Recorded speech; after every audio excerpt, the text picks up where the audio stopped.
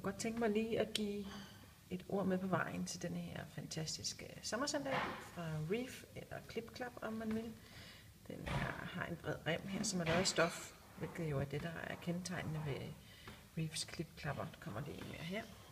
En smallere model her.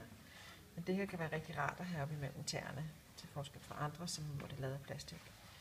Og det, der er fantastisk ved den her, det er den her, på den her model her, så der har den en lidt bred sål, kan man se. Den er lidt smallere, men den har ligesom sådan en cushion-effekt, eller den former sig efter foden, sådan så at den er utrolig behagelig at have på, og sveder ikke under fødderne på den eller noget. Og så kan man faktisk tage den og smide den i vaskemaskinen, og så retter den her form sig igen, sådan så den bliver helt ligesom ny igen. Så helt klart en